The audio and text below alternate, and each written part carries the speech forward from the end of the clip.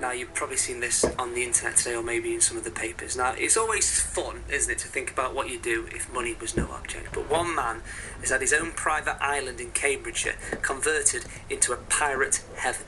It includes a pub and a guest house. It was all designed by a catering company called the Master Wishmakers. Serge Rosella is one of the owners of the company, and he told me about how it came about. When I first met the owner at his initial briefing, his brief was for a pirate's island for adults. Consequently, we went away, back to the office, and designed an island set in 1718.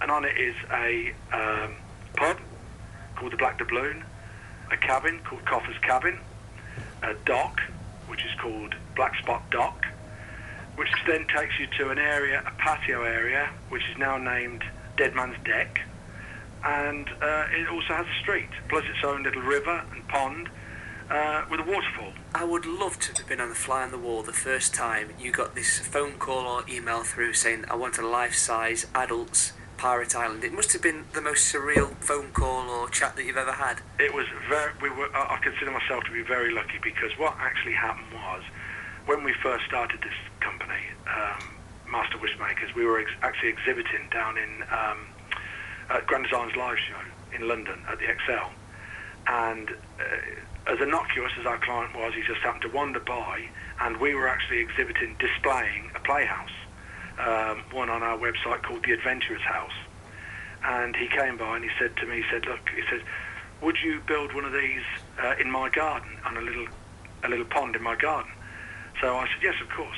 And then we never heard anything from him till almost a year to the day later. Received a phone call, and it was, hi, can you remember me? We met at Grand Designs. I'm ready, I'm the guy with the island, I'm ready. And I sort of had to sort of struggle, shake myself to remember who he was. But when I got there and we had the meeting, I walked out of the meeting almost sort of aghast. Couldn't believe what I'd got. And to be quite honest, I've been a builder now for more than 35 years. And to have a job like that happen is always been a dream come true for us, because we specialise in, we tend to specialise in theming. We love to theme buildings. It's where the most fun is. Restaurants, hotels, bars, houses, anything. That's where the fun is. We like to make up the stories, write the synopsis, and then build. And it's very, very rare, especially around here in this county, as you can imagine. It's very rare that you would come up trumps, as it were, with a job like that. And it was just, our client is absolutely wonderful. He's a lovely person to work for, and he essentially just left everything over to us. He said, look, come up with it, design it. If I like it, show me the sketches. If I like it, we'll go. Which is exactly what we did. I always like to think of projects like this. I'd love to think of some of the ideas that didn't actually make it. I bet there were some unbelievable things that you wanted to put on there that probably didn't quite fit, or there must be some brilliant ideas that didn't get to go in the final design. Oh, of course, yeah. I mean, we could have went on and on. We wanted to put a little chapel on there. You see, because going back to the original idea, what it was our designs have to start as a story. So, for example, he says to us, look, I want a pirate's island. Well, it's no good just going away and drawing designing up the stereotypical island buildings, pirate island buildings, or Caribbean island buildings, as it were. You don't get anywhere like that, you see. There has to be a reason for everything that's on there.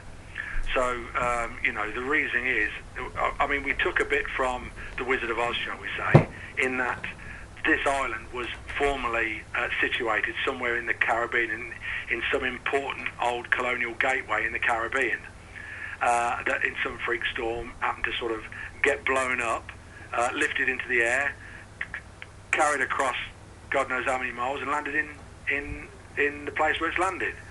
It's amazing. Now, obviously, I know you don't want to talk about how much these things cost, but it's fair to say it probably costs a lot of money. Do you get a lot of requests for things like this? And also, going forward, how do you even follow something like this? Are there many more good projects coming up like this one? Well, yeah, I can say that there is. Since everybody's got to hear about exactly what's going on, we've had requests from all over the world, inquiries and requests from all over the world. In fact, this very day, I'm waiting for a call from Jamaica.